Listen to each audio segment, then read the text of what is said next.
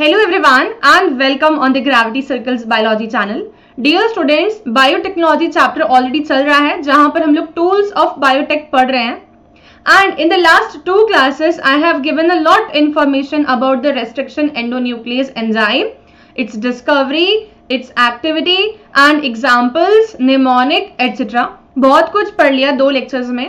अभी tools of biotechnology हम लोग का खत्म नहीं हुआ है. डेफिनेटली एक बहुत इंपॉर्टेंट टॉपिक होता है क्योंकि इसीलिए इसके अंदर जितना भी कंटेंट इंक्लूड हो सकता है जो कि तुम्हारे पॉइंट ऑफ व्यू क्वेश्चन वगैरह आने वाले पॉइंट ऑफ व्यू से नीट हो गया या क्वेश्चंस रॉन्ग नहीं होने चाहिए, सारी की सारी चीजें पढ़ा रही हूँ. ठीक है, तो होपफुली कि तुम्हें बिल्कुल पूरी तरीके से समझ आ रहा हो ये सब.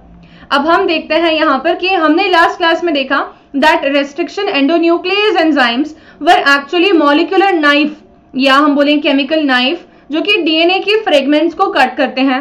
ठीक है, और स्पेसिफिक रिकॉग्निशन साइट ढूंढ के वहीं पर कट क्रिएट करते हैं. अब हमें ये जो समझ में आ गया कि रेस्ट्रिक्शन एंडोन्यूक्लियस एंजाइम्स जो हैं वो कट क्रिएट करते हैं और डीएनए के फ्रेगमेंट बनाते हैं. But can anyone please tell me कि क्या ये रेस्ट्रिक्शन एंडोन्यूक्लियस के द्वारा जो शॉर्ट डीएनए फ्रेगमेंट्स हमारे पास ऑब्टेन हुए हैं, क्या हम इनको विजुअलाइज कर सकते हैं with naked eyes? Then definitely the answer will be a straightforward no. हम उनको देख नहीं सकते. ठीक है, तो हमें कैसे पता चलेगा कि हमारा जीन ऑफ इंटरेस्ट कट होके जो आया है वो कौन सा है? ठीक है, कौन सा डीएनए का पोर्शन जो है वो हमारा जीन ऑफ इंटरेस्ट है और कौन सा इतना जो हमारे प्लाज्मिड का पोर्शन है जिसके अंदर हमें जीन ऑफ इंटरेस्ट को फिट करना है. ठीक है, तो हमें ये सब चीजें दिखती नहीं है. इसीलिए हमारे पास स्पेसिफिक टेक्निक्स होती हैं जिनको हम separation and isolation of DNA के लिए इस्तेमाल करते हैं, जिसमें से मोस्ट इंपॉर्टेंट टेक्निक जो हम लोग पढ़ने वाले हैं वो होती है यूवी जेल इलेक्ट्रोफोरेसिस मेथड. ठीक है, तो यूवी जेल इलेक्ट्रोफोरेसिस मेथड जो है उसके थ्रू हम डीएनए फ्रेगमेंट्स को कैसे आइसोलेट कर सकते हैं, ये वाला पॉइंट हमें अभी समझना है. ठीक है, I have actually done lot of research in the field of pharmacology in early times. जब मैं कॉलेज टाइम में थी तो we have use this specific gel electrophoresis technique to obtain the DNA fragments as well as some of the protein molecules. Protein molecules भी gel electrophoresis से हम लोग separate out कर सकते थे. ठीक है, तो ये टेक्निक्स बहुत इंपॉर्टेंट है और लार्ज स्केल में इस्तेमाल होती हैं.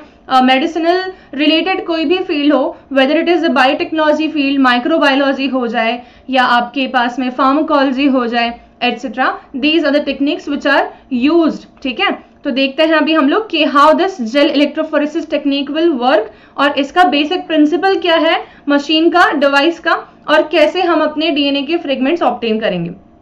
ठीक है, तो the young minds definitely have a lot of question कि हमारे पास जेल के ऊपर जो डीएनए आएगा तब भी हमें कैसे मालूम पड़ेगा कि हमारे वाला डीएनए है कि नहीं.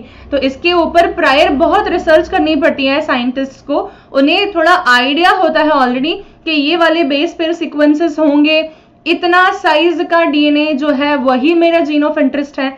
ठीक है, तो वो पहले काफी रिसर्च कंडक्ट करते हैं, उसके बाद में ही टेक्निक्स परफॉर्म करते हैं ताकि वो अपना रिक्वायर्ड जीन ऑफ इंटरेस्ट और वेक्टर को आइसोलेट कर सकें. तो लेट्स सी कि कैसे काम करेगा. तो ये टेक्निक हमें एनसीईआरटी ने यहाँ से लेके यहाँ तक के पैराग्राफ में दी हुई है. अब हम इसको प्रॉपरली देखते हैं one by one, step by step. तो आज के लेक्चर में स्पेसिफिकली जेल इलेक्ट्रोफोरेसिस पे फोकस करने वाली हूं मैं. देखो कुछ इस तरीके का डिवाइस ये नजर आता है. ठीक है, अब इस डिवाइस को जो हम लोग देखते हैं तो हमें समझ में आता है कि एक कास्टिंग ट्रे है. ठीक है, ये ट्रे जो है ये कास्टिंग ट्रे है, इसके अंदर जेल हमारा जो है वो कास्टेड है ऑलरेडी. ठीक है, हमारे पास एक वोल्टेज सोर्स होगा. ठीक है, जो कि ये साइड में रखा हुआ हम लोग को दिख रहा है. ठीक है, द वोल्टेज सोर्स बॉक्स. ठीक है, अब देखते हैं एक बॉक्स ऐसा है जिसके अंदर हमारा जेल प्लेस्ड है और हम इसको बोलते हैं जेल बॉक्स. ठीक है, इसके जेल बॉक्स के अंदर एक फ्लूइड फिल करेंगे जिसको हम बोलते हैं बफर, और एगरोज नाम का जेल हम बनाते हैं जिसके अंदर हमारा डीएनए का सैंपल रन करेगा. ठीक है, और ये वेलकोम्स हैं जो कि आपको कंघी की तरह इंसर्टेड नजर आ रहे हैं इस जेल के अंदर. ठीक है, ये रियल अपैरेटस है और ऐसा अपैरेटस हम लोग को दिखता है. ये एक टेबल टॉप अपैरेटस है, मतलब कि बहुत बड़ा साइज नहीं होता है इसका और आसानी से एक लैबोरेटरी के टेबल्स के ऊपर ये फिक्स हो सकता है. ठीक है, और रन भी हो सकता है आराम से. ठीक है, अब देखते हैं कि इस प्रैक्टिकल या इस पर्टिकुलर जेल इलेक्ट्रोफोरेसिस टेक्निक को परफॉर्म करने के लिए हम लोग को क्या क्या चीजें पहले से मालूम होनी चाहिए. तो हमें आना चाहिए एक एगरोस जेल बनाना। ठीक है, हमें आना चाहिए एक एगरोस जेल बनाना। और एगरोस क्या होता है? एगरोस बेसिकली बच्चों एक क्रॉस लिंक पॉलीमर होता है। ठीक है, क्रॉस लिंक पॉलीमर का क्या मतलब है? क्रॉस लिंक ऐसा पॉलीमर होता है जो कि कुछ नेट लाइक या मेशवर्क लाइक अरेंजमेंट में पॉलीमर होता है। मतलब कि रफ एस्टिमेट अगर हम देखें तो कुछ इस प्रकार का, जहां पर पोर साइज इक्वल या अनइक्वल दोनों हो सकती है। ठीक है, तो ये जब जेलीफाई हो जाएगा या ये जब पॉलीमराइज हो जाएगा, ठीक है, तो मैं लिखती हूं यहाँ पे पॉलीमराइज होने के बाद में जब ये जेल बना लेता है, तब ये जेल जो है इसके अंदर ऐसे नेटवर्क लाइक या मेश वर्क लाइक अरेंजमेंट हमें ऑब्टेन होता है और हम इस प्रकार के पॉलीमर्स को क्रॉस लिंक पॉलीमर बोलते हैं। ठीक है, फिर दूसरी बात, ये एगरोस हमें किस पर्टिकुलर फॉर्म में मिलता है? तो हम बोलेंगे ये हमें सीवीड से मिलता है। ठीक है, तो सीवीड इज द सोर्स, ठीक है, of agarose. Seaweed is the source of agarose. ठीक है, एंड ये सीवीड से ऑब्टेन करने के बाद में पाउडर फॉर्म में बना लिया जाता है। तो एगरोस जेल हमें जेल के फॉर्म में ऑब्टेन नहीं होता, इनफैक्ट एगरोस का पाउडर व्हाइट कलर का हो जाता है और ये व्हाइट पाउडर जो है ये प्रॉपर पैकेजिंग के साथ में बॉक्सेस के अंदर अवेलेबल कराया जाता है मार्केट में, जिसका इस्तेमाल करके हम लोग जेल बनाने वाले हैं। ठीक है, तो सीवीड है जो कि एगरोस बनाता है। ठीक है, और एगरोस बेसिकली लगेगा कैसे? व्हाइट पाउडर हमें ये दिखेगा। ठीक है, व्हाइट पाउडर ही है ना, व्हेन ड्राई। ठीक है, व्हेन ड्राई, जब ये ड्राई है तब ये। और लिक्विफिकेशन के ऊपर जब हम इसको प्रॉपरली लिक्विफाई करते हैं, ठीक है, तब ये बनता है जेल। आया समझ में? ठीक है, upon liquefaction it will jellify. ठीक है, तब ये जेलीफाई हो जाएगा। ओके, पर ये डायरेक्टली जेलीफाई नहीं होता। तब फिर से एक और बात, अपॉन लिक्विफिकेशन इट विल जेलीफाई, ये बोलना गलत है क्योंकि ये पानी में डिसॉल्व ही नहीं होता। ठीक है, इसको घोलते रहो, it will not dissolve easily. तब हमेशा इसको हमें थोड़ा सा हीट अप करना पड़ता है। हम थोड़ा गर्म टेम्परेचर में रख के एगरोस को लिक्विफाई कराने की कोशिश करते हैं सॉल्वेंट के साथ में। जब ये प्रॉपरली मिक्सअप हो जाता है तो एक गाढ़ी सी स्लरी देता है। ठीक है, एक गाढ़ी सी बोलेंगे हम टेक्सचर आ जाता है उस लिक्विड का, वो विस्कस हो जाता है और उस विस्कस को जब हम कूल डाउन करते हैं, ठीक है, तब ये जेलीफाई हो जाता है। 40 डिग्री के ऊपर इसको हमें मेल्ट करवाना पड़ता है और 40 डिग्री के नीचे ये जेलीफाई हो जाता है। ठीक है, तो upon liquefaction it will jellify. ठीक है, upon liquefaction it will dissolve. ठीक है, ये लिखते हैं हम लोग, बेटर रहेगा। अपॉन लिक्विफिकेशन, ठीक है, इन हीट। ठीक है, हीट मतलब कि अप्रोक्सीमेटली 40 डिग्री सेल्सियस से ज्यादा टेम्परेचर। ठीक है, इट विल डिसॉल्व। ठीक है, and upon cooling it will jellify. ठीक है, तो इट फॉर्म्स अ जेल। ये हुई बात एगरोस के बारे में। ठीक है, तो एगरोस क्रॉस लिंक पॉलीमर है, सीवीड से ऑब्टेन किया गया है, गर्म टेम्परेचर पर डिसॉल्व होता है पानी में। ठीक है, या सॉल्वेंट में। सॉल्वेंट जनरली वाटर बेस्ड होता है और उसके अलावा फिर हम बोलेंगे कूल डाउन होने के ऊपर ये जेल फॉर्म करता है। ठीक, तो ये सब बात समझ आई। तो ये डायग्राम देखो, ये डायग्राम में काफी कुछ एक्सप्लेन होगा। जो मैंने पॉइंट्स बोले वो हमने क्या किया, एगरोस और बफर को लिया। बफर सॉल्वेंट हमने लिया यहाँ पर, जो कि वाटर बेस्ड सॉल्वेंट है जिसमें कि आयंस भी हैं। ठीक है, तो बफर हमने लिया और बफर लेने के बाद में हमने इसे माइक्रोवेव किया ताकि ये बॉयल हो जाए और फिर हमने इसे कूल किया 65 डिग्री सेल्सियस के आसपास। हमने पोर कर दिया इसको मोल्ड में। ये 65 डिग्री नहीं लिखते हो, हम इसको यहाँ पर लिखेंगे लेस देन 40 डिग्री के आसपास में। सॉरी, वेट, हम इसको बोलेंगे 42 डिग्री सेल्सियस क्योंकि हम पोर कर रहे हैं। तो पोर करते समय हमें चाहिए थोड़ा टेम्परेचर ज्यादा। ठीक है, तो मोर देन 40 डिग्री लिख देती हूँ मैं। मोर देन 40 डिग्री सेल्सियस के आसपास में हमने इसे पोर किया मोल्ड में। मोल्ड क्या होता है? अब मोल्ड कैसा होता है देखो, कांच देखा है सबने, मोबाइल फोन इमेजिन करोगे क्या? ऐसे करते इमेजिन कि ये एक कांच है और ये एक कांच है, दो कांच है। ठीक है, हमारे पास में, और ये दो कांच ऐसे हैं। ठीक है ना, शीट से मतलब। ठीक है, और ये दो कांच है और हमने क्या किया, इन दोनों कांच को थोड़ा सा स्पेस रख के ऐसे रखा। ठीक है, बहुत ज्यादा थिक नहीं, थोड़ा थिन ही है, और साइड सील कर दी 3 तरफ से। ठीक है, तो एक तरफ से सील है, दूसरी तरफ से सील है, तीसरी तरफ से सील है। तो क्या हो गया हमारे पास में, ऐसा बन गया स्ट्रक्चर जहां पर 3 साइड्स में सील है और बीच में जो एक साइड हमने ओपन रखी ना, वहां से भी हम लोग पोर करेंगे तो भी बीच की स्पेस में जेल बन सकता है। एक तो ये पॉसिबिलिटी है। जिनके पास में कास्टिंग ट्रे नहीं होती है, जो जेल कास्ट करने के लिए ट्रे आती है प्रॉपर, वो नहीं होती है, वो लोग ऐसे करके बनाते हैं जेल, ठीक है। और जिनके पास में प्रॉपर कास्टिंग ट्रे होती है ना, वो एक प्रॉपर ट्रे के अंदर उस लिक्विड को धीरे से पोर करते हैं, एक तरफ से पोर करते हैं और स्प्रेड होने देते हैं ताकि इवन जेल बन जाए। दो तरीके से जेल बनाया जा सकता है, ठीक है। तो ये जेल जो है ये बन जाएगा। जब ये जेल बन जाएगा तो फिर ये सॉलिडिफाई हो जाएगा, ठीक है। अब ये सॉलिडिफाई हो जाएगा, उसके बाद में हम इसके अंदर सैंपल डालने के लिए एक छोटे छोटे वेल बनाएंगे, ऐसा नहीं। हम क्या करेंगे, इसको जेलीफाई होने के पहले ही कोम्ब इंसर्ट कर देंगे। तो मान लो ये जेल है और हमने इसमें कोम्ब इंसर्ट कर दिया, तो कोम्ब इंसर्ट कर दिया तो क्या हो जाएगा, इधर इधर इधर इधर वेल बन जाएंगे छोटे छोटे, और ये वेल्स बन जाएंगे और हम उसको सॉलिडिफाई अब होने देंगे। फिर हम कोम्ब निकाल लेंगे, हम कोम्ब निकाल लेंगे तो नीचे जो है वेल्स बन के हमारे सामने आ जाएंगे, स्मॉल स्मॉल डिप्रेशन आ जाएंगे जेल के अंदर, जिसके अंदर हम अपना सैंपल डालेंगे और सैंपल जो है वो आगे फिर रन करेंगे हम जेल इलेक्ट्रोफोरेसिस मशीन में, ठीक है। अब जो ये जेल तुम लोगों को यहाँ दिख रहा है, ये जेल एक्चुअल में कैसा जेल है, तो हम देखें ये, क्योंकि मैंने कहा ये क्रॉस लिंक सीविड पॉलीमर है, इस जेल के बनने के बाद में इस जेल के अंदर बहुत सारे apertures of different different sizes हमें मिलने वाले हैं, ठीक है। मतलब कि ये जेल कैसा जेल है, ये जेल है आपका एक परफोरेटेड जेल, और परफोरेटेड जेल होने के कारण से ही हमारा सैंपल जो है इसमें आगे की तरफ रन कर पाएगा, ठीक है। तो जेल बनाया कैसे ये समझ में आ गया, एगरोज होता क्या है ये समझ में आ गया, और एगरोज के जेल की कास्टिंग ट्रे में कैसे करते हैं और वेल कैसे क्रिएट करते हैं ये समझ में आ गया।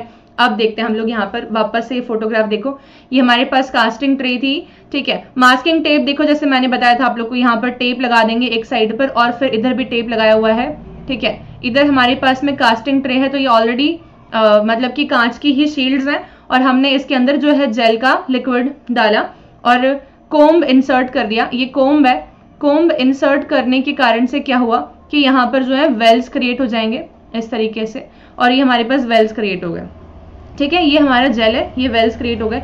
अब हम इसमें माइक्रोपिपेट का इस्तेमाल करके और फिर हम लोग हमारा सैंपल जो है वो पुट इन करेंगे, ठीक है। तो ये माइक्रोपिपेट्स हैं और इसके अंदर हमारा सैंपल हम रन करवाएंगे, ठीक है। अब सैंपल रन कैसे होता है, ये वाली जो चीज है, ये ओरिएंटेशन क्या रहेगा ये हम देखते हैं, ठीक। तब कुछ एक बातें समझते हैं। पहली बात तो ये कि जब हम लोग जेल जो है उसको एक्चुअल में ट्रे में रख रहे हैं और रन करवा रहे हैं, ठीक है, तो हम लोगों को उसके अंदर जो है आयंस का फ्लो करवाना पड़ेगा ताकि इलेक्ट्रिक कंडक्शन पॉसिबल हो पाए, ठीक है। तो हम जो जेल है उसको जस्ट ट्रे में रखेंगे ना, उसके अंदर हम एक बफर फिल कर देंगे, वो बफर जो है आयंस वाला बफर होगा, ठीक है, ताकि कंडक्टिविटी प्रोवाइड करी जा सके। एक बात ये, दूसरी बात ये कि डीएनए का चार्ज क्या होता है, तो DNA is always basically negatively charge, ठीक है। कैसा होता है ये, नेगेटिवली चार्ज होता है। कारण क्या, तो डीएनए का स्ट्रक्चर अगर आप लोगों को पता हो तो डीएनए के अंदर बहुत सारे फॉस्फेट ग्रुप्स होते हैं, और फॉस्फेट ग्रुप का स्ट्रक्चर क्या होता है, फॉस्फोरिक एसिड से डिराइव किया हुआ, ठीक है। अगर नहीं समझ आया तो मैं बता देती हूँ, ठीक है, कि फॉस्फोरिक एसिड जो है बेसिकली कैसा बनेगा। ये मान लो ये OH है, ये OH है, ठीक है, ये OH है ना, और ये डबल बॉन्ड O है, ये फॉस्फोरिक एसिड है। इसको अगर हम आयनाइज कर दें, ठीक है, तो ये कैसा हो जाएगा, क्योंकि ये डीएनए के अंदर आयनाइज फॉर्म में रहेगा, तो O माइनस, ठीक है, O माइनस, ठीक है, और ये डबल बॉन्ड O, ठीक है, और ये बॉन्ड फॉर्मेशन में पार्टिसिपेट करेगा डेफिनेटली।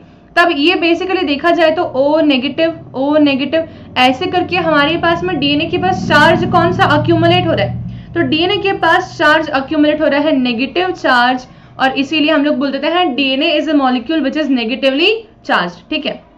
तो डीएनए इज नेगेटिवली चार्ज, जिन लोगों को माइनस समझ नहीं आया, ये मैंने ऐसे लिखा है इसलिए मैं लिख देती हूँ, DNA is negatively charged due to, किस कारण से, ड्यू टू फॉस्फेट ग्रुप, ठीक है, ड्यू टू फॉस्फेट आयंस, ऐसे लिख देते हैं, due to phosphate ions abundance बहुत ज्यादा होता है, ठीक है। तो ये ओवरऑल डीएनए को एक नेगेटिव चार्ज इंपार्ट करते हैं। अब मुझे बताओ, जब इलेक्ट्रिक कंडक्टिविटी हमने प्रोवाइड करी तो डीएनए जो है वो किसकी तरफ जाएगा, अगर हमारे सामने एक पॉजिटिवली चार्ज इलेक्ट्रोड भी है और नेगेटिवली चार्ज भी है, तो डीएनए मॉलिक्यूल्स क्योंकि नेगेटिवली चार्ज है, ये हमेशा पॉजिटिवली चार्ज इलेक्ट्रोड की तरफ मूव करेंगे। इसका मतलब कि ये एनोड की तरफ मूव करेंगे, ठीक है। तो अब देखते हैं हम लोग यहाँ पर, ये हमने जैसे डीएनए का सैंपल लोड किया तो तुम लोग ध्यान से देखोगे, तुम्हें क्या समझ आ रहा है कि डीएनए रन कर रहा है from the cathode to the anode. Hopefully समझ आया। ये वेल है, वेल है, वेल है, हमारा डीएनए का सैंपल सैंपल सैंपल डाला हमने।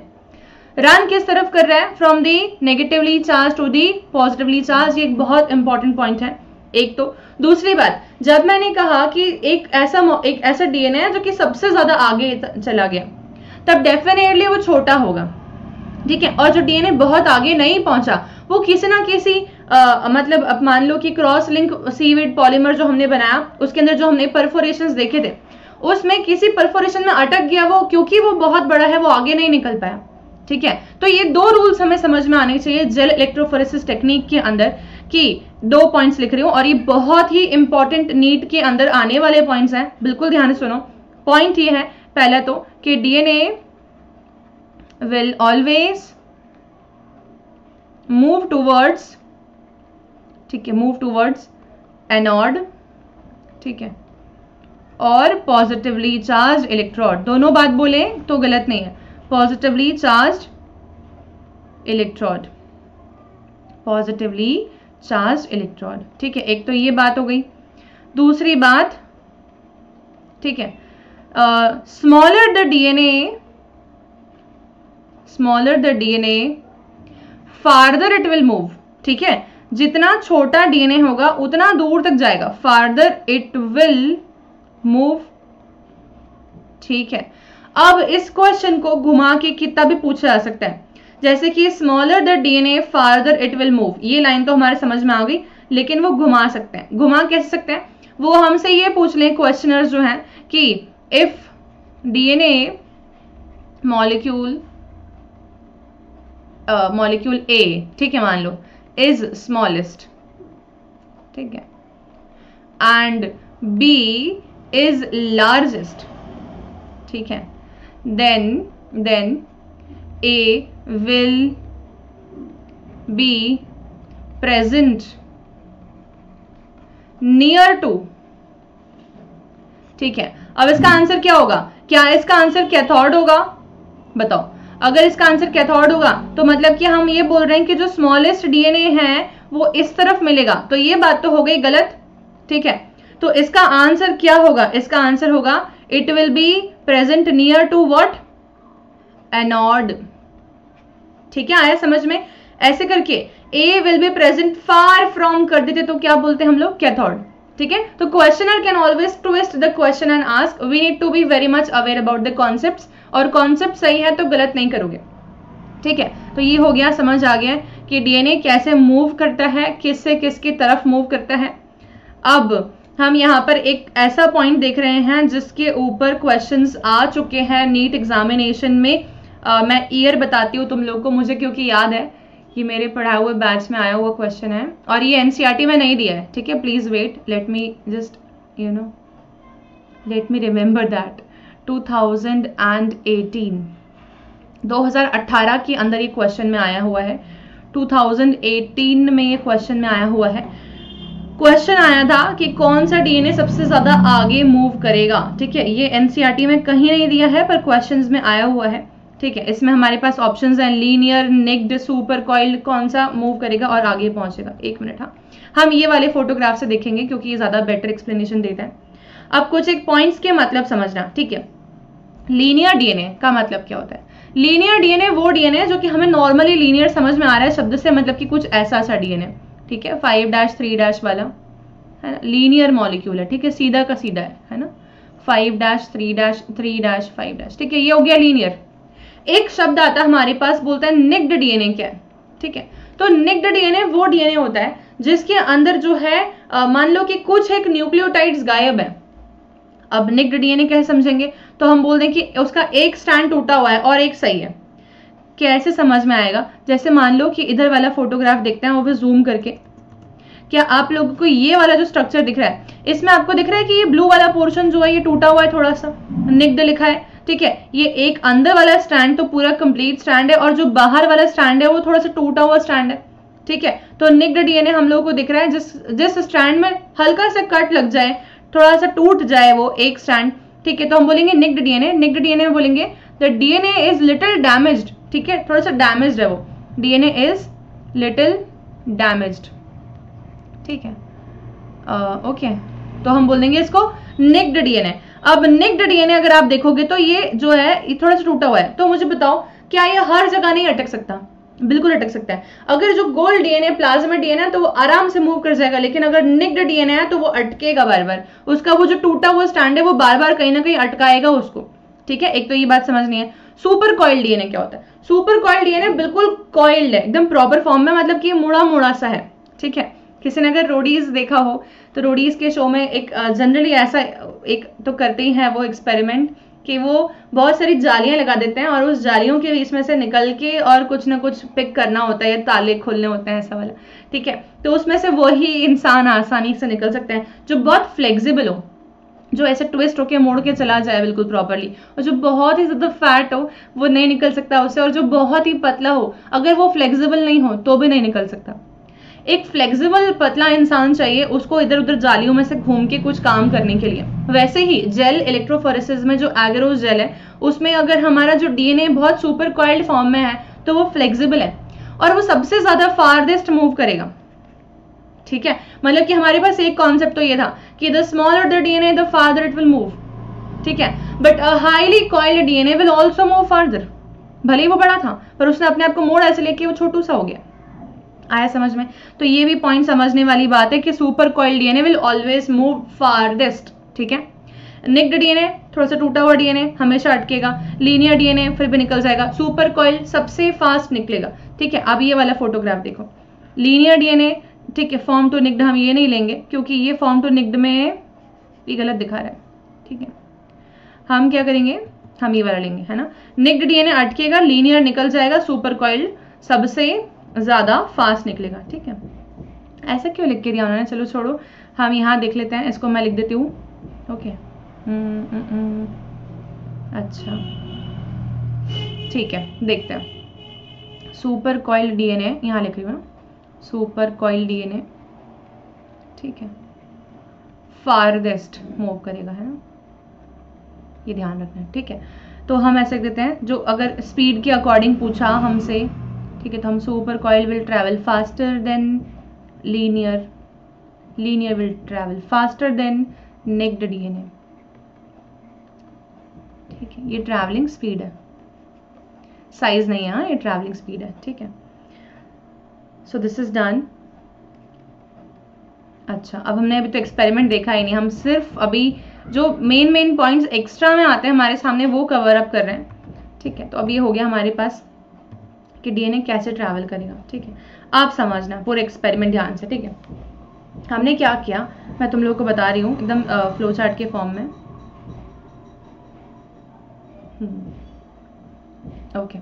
हमने क्या किया, हमने लिया जेल, ठीक है, और हमने जेल बनाया कास्टिंग ट्रे में। जेल इलेक्ट्रोफोरेसिस के लिए ये बहुत इंपॉर्टेंट चीज है, ठीक है। तो फर्स्ट पॉइंट क्या बोल देंगे हम लोग कि एगरोस जेल वाज प्रिपेयर्ड, ठीक है, विथ वेल्स, ठीक है, agarose gel with wells was prepared, ठीक है। एक तो ये काम करा हमने।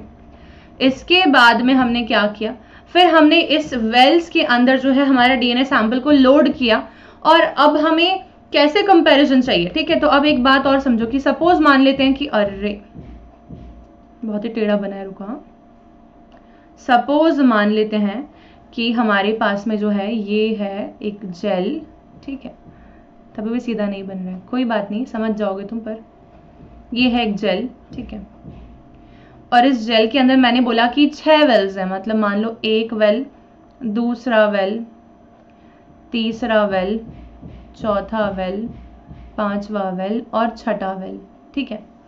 ये वेल नंबर 1 जो है ना, इसमें मैं जानती हूं कि मेरा जीन ऑफ इंटरेस्ट कौन सा है और कितना बड़ा आएगा। ऐसे कब जानती होंगी मैं, जब किसी और रिसर्चर ने उस जीन ऑफ इंटरेस्ट को पहले ही निकाला हुआ होगा। अगर मैं फर्स्ट टाइम एक्सपेरिमेंट कर रही हूं तो मैं ये गारंटी ले ही नहीं सकती कि यही मेरा जीन ऑफ इंटरेस्ट है, ठीक है। तो जब काफी सारे एक्सपेरिमेंट्स ऐसे होते हैं जहां पर जीन ऑफ इंटरेस्ट पुराना ही कोई जीन ऑफ इंटरेस्ट होता है जो कि रिसर्चर ने ऑलरेडी ढूंढा हुआ है, वही जीन ऑफ इंटरेस्ट अगर उनको निकालना है दोबारा से, ठीक है, तो वो क्या करेंगे, एक सैंपल ऐसा लेंगे जहां पर उनके पास पहले से ही जीन ऑफ इंटरेस्ट ऑलरेडी निकाला हुआ है, इसको वो बोल देंगे रेफरेंस, रेफरेंस है इनका ये, ठीक है। अच्छा, फिर आएगा यहाँ पर उनके पास में एक आता है ब्लैंक। ब्लैंक में क्या करते हैं वो लोग, डीएनए भरते ही नहीं है, ठीक है, डीएनए होता ही नहीं, सिर्फ डाई होती है, तो नो डीएनए, ठीक है, तो नो डीएनए, ऐसा भी सैंपल लेंगे एक, ठीक है।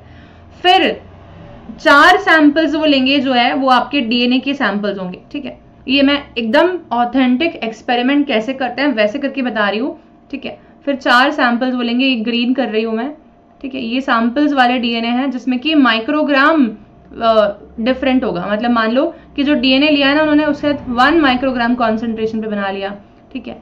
इसको मान लो कि तुम 5 माइक्रोग्राम पे बना दिया, इसको मान लो कि तुम 10 माइक्रोग्राम पे बना दिया, इसको मान लो कि तुम 20 माइक्रोग्राम पे बना दिया, ये सैंपल्स बना दिए। फिर उन्होंने एक्सपेरिमेंट को रन करने दिया और हम सब जानते हैं कि पॉजिटिवली चार्ज इलेक्ट्रोड की तरफ डीएनए मूव करेगा, नेगेटिवली चार्ज से, ठीक है, इस तरफ से इस तरफ, है ना। रेफरेंस डीएनए मान लेते हैं हम लोग कि समवेयर जो है जीन ऑफ इंटरेस्ट जो है यहां तक रन हुआ और ये जीन ऑफ इंटरेस्ट का पोर्शन जो है ये आया, ठीक है, बैंड अचीव हुआ। अच्छा, मैंने कहा कैरियर तो खाली था तो उसमें कोई डीएनए आएगा ही नहीं। अब मान लेते हैं इधर से हम 1, 5, 10 और 20 ले रहे हैं, ठीक है। अब मान लो कि 1 वाले में इधर आया एक तो बैंड, ठीक है, और एक बैंड इधर कहीं आया, ठीक है ना, एक तो ऐसा है। चलो अब हम देखते हैं कि 5 माइक्रोग्राम वाला है तो उसमें कहीं यहां पर बैंड आया एक और एक बैंड आया यहां पर, ठीक है। अब मान लेते हैं कि 10 माइक्रोग्राम वाला जो है उसका बैंड जो है वो यहां कहीं आया, ठीक है। अच्छा, और 20 माइक्रोग्राम वाला जो है इसका बैंड सिर्फ यहां पर ही आया, ठीक है। तो मुझे बताओ कि हम कौन सा वाला ऐसा मानेंगे जो कि हमारा जीन ऑफ इंटरेस्ट हो सकता है, कौन सा वाला। तो इसके क्लोज प्रॉक्सिमिटी में इसकी ही जगह पर कौन सा बैंड आया, क्या ये वाला बैंड आया है। तो हम इतना ही टुकड़ा जेल का कट करके हमारा डीएनए निकालेंगे। क्या आप लोगों को बात समझ में आई। तो हम लोग कंपैरेटिव करेंगे, रेफरेंस हमारा जहां आया है वहां से हम जीन ऑफ इंटरेस्ट को उठाने वाले हैं, हमारा बैंड वहीं आना चाहिए जहां पर रेफरेंस आया। अगर हम फर्स्ट टाइम एक्सपेरिमेंट परफॉर्म कर रहे हैं तो हमारे पास कोई रेफरेंस नहीं होगा, फिर वो कंप्लीट तुक्केबाजी होगी। हम जीन ऑफ इंटरेस्ट अलग अलग सारे उठाएंगे और सभी को आरडीएनए बना के और फिर प्रोटीन बनवा के देखेंगे, ठीक है। और ये बहुत हेक्टिक होता है, इसीलिए एक्सपेरिमेंट्स जो होते हैं ना वो एकदम एक सिंगल डे में नहीं हो जाते, जिस प्रकार से इंडिया की जनरेशन बोलती है और लोग बोलते हैं कि वैक्सीन बनी नहीं अभी तक, बनी नहीं अभी तक, वैक्सीन बनी नहीं अभी तक, ठीक है। This is not an easy task, these are the things which are actually going on to a molecular level and playing with it. We don't know, ठीक है, we don't know what is the result, we are just trying to predict it, okay, based on the experiences। आ रही बात समझ में। तो ऐसे करके ये जो है हमने डीएनए उठाया और ये हमारा जीन ऑफ इंटरेस्ट भी हो सकता है या प्लाज्मिड वेक्टर भी हो सकता है, कुछ भी, ठीक है। तो एग्रोस जेल वॉज प्रिपेयर्ड, ठीक है, जेल वॉज कास्टेड, ठीक है। फिर उसके बाद हम बोलेंगे कि this DNA sample was loaded, DNA sample was loaded, ठीक है, and the sample was allowed to run,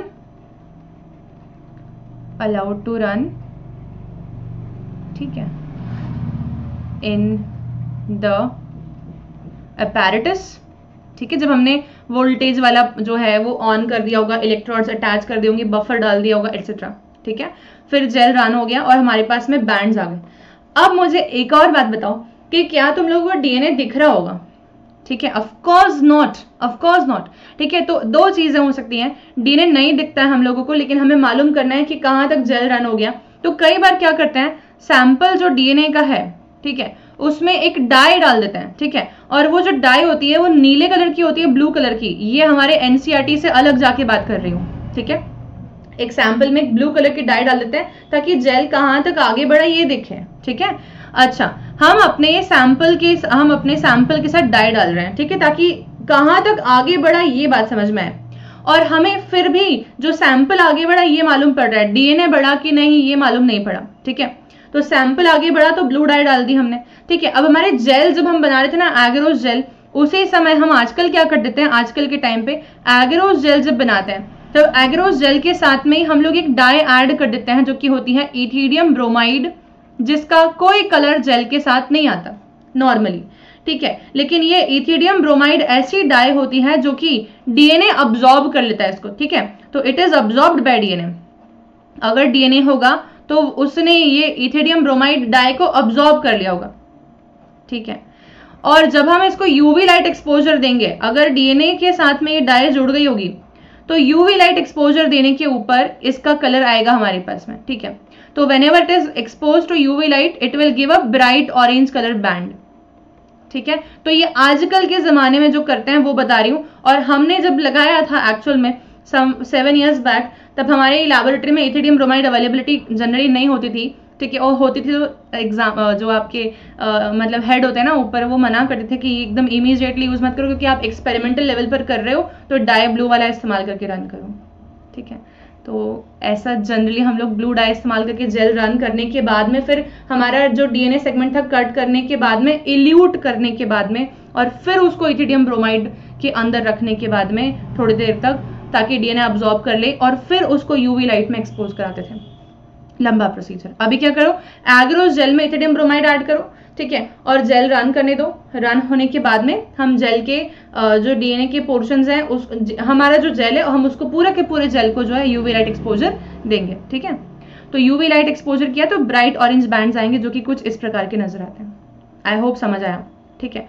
तो अब देखो ये जो सबसे पहले रन किया हुआ है ये क्या होगा, बताओ ये क्या हो सकता है। ये हमारा होगा रेफरेंस, है ना। इन्होंने इस एक्सपेरिमेंट में कैरियर को रन नहीं किया, इन्होंने सैंपल 1 2 3 4 5 6 7 8 9 और 10, ठीक है, 10 वेल बनाए इन्होंने।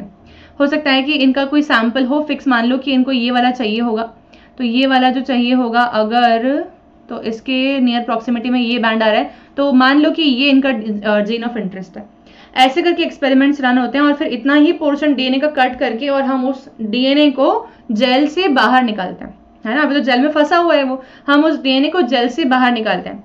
डीएनए को जेल से बाहर निकालने की प्रोसेस को हम लोग बोलेंगे इल्यूशन, ठीक है।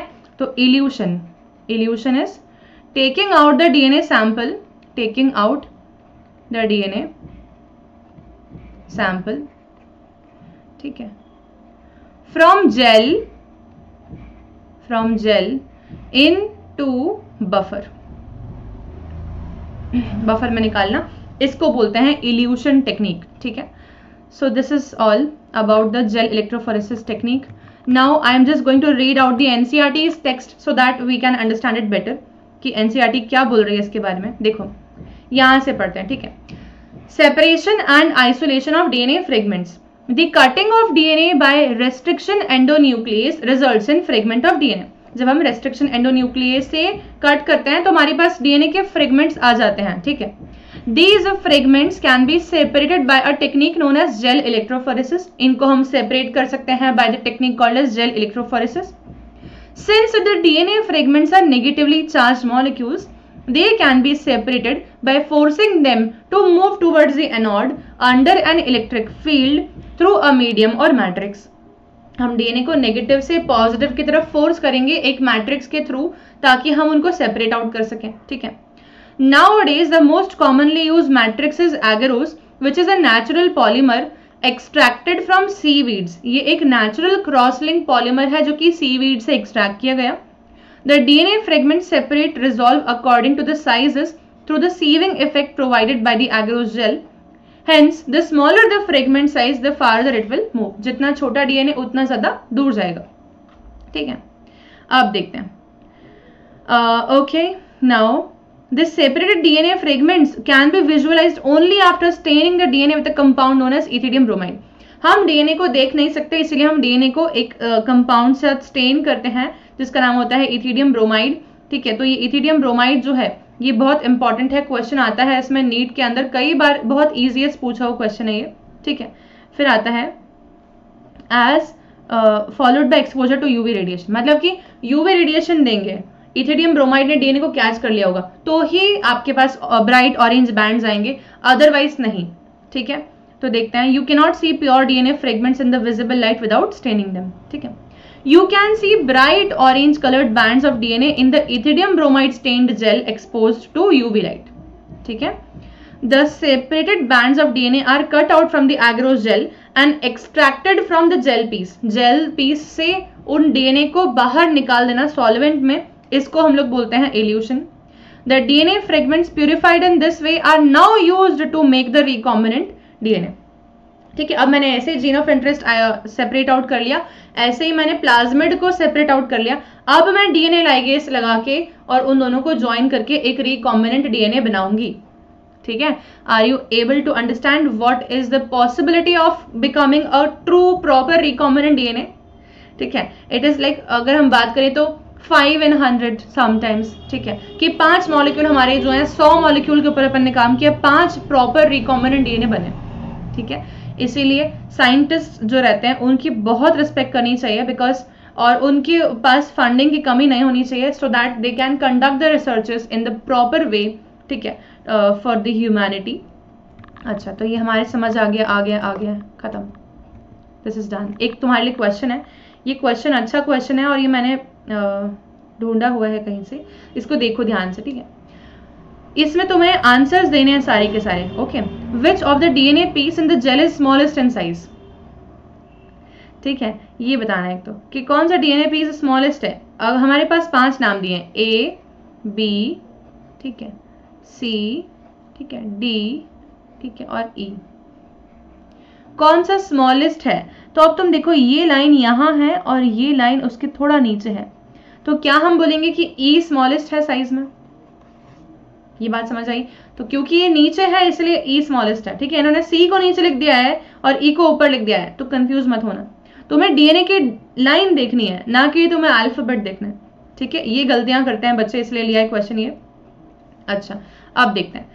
इफ वेल 1, ये पहला जो वेल है, मैं इसको पूरा क्लियर कर रही हूँ स्लाइड को, एक मिनट। हाँ, ये तुम्हारा क्वेश्चन है, तुम्हें आंसर देना है कमेंट बॉक्स में। ठीक है, इफ वेल 1, पहला जो वेल है, DNA is DNA from a crime scene. पहला वेल जो है ये है DNA from a crime scene.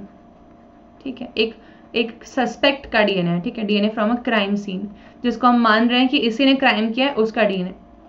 ऐसा है ना कि कहीं क्राइम सीन पे कोई डीएनए मिलता है तो अपन बोलते हैं ना डीएनए की इन्वेस्टिगेशन होगी प्रॉपरली, हेयर नेल मिला उसकी भी इन्वेस्टिगेशन करते हैं, वैसे कि क्राइम सीन है। ठीक है, तो दया से पूछेंगे हम कि बताओ दया ये किसका डीएनए है। ठीक है, तो दया जाएगा रिपोर्ट में, टेस्ट कराएगा, रिपोर्ट बनवाएगा प्रॉपरली लेबोरेटरी से। 5 लोग थे दया के पास। ठीक है, 2, 3, 4, 5 और 6। ठीक है, मतलब कि 5 लोग थे, 2, 3, 4, 5 और 6 नाम के 5 लोग थे उसके पास। तो दया से पूछा, दया बताओ ये किसका डीएनए है 1 वाला। तो दया किसका डीएनए बताएगा, किसको सूली पे चढ़वाएगा, 2 को कि 3 को, 4 को, 5 को कि 6 को। ठीक है, अब दिमाग लगाओ अपना और कमेंट में जवाब दो।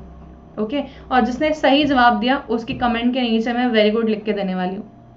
ठीक है, so bye everyone and this is done the gel electrophoresis technique we have done properly now. इसके बाद का पोर्शन कंटिन्यू करते हैं in the very next class, जहाँ पे हम वेक्टर्स पढ़ेंगे और हमारे टूल्स ऑफ बायोटेक के अंदर नहीं, वेक्टर्स नहीं पढ़ेंगे हम लोग। क्लास खत्म नहीं कर रही हूँ, 2 चीजें और पढ़ लो। ठीक है, चलो छोड़ो, हम 2 चीजें क्यों पढ़े, हमने जेल इलेक्ट्रोफोरेसिस कर लिया। टूल्स ऑफ बायोटेक में हम लोग नेक्स्ट क्लास के अंदर पढ़ेंगे 2 एंजाइम्स की डिटेल और फिर वेक्टर की ideal characteristics. So bye everyone and thank you for watching the lecture.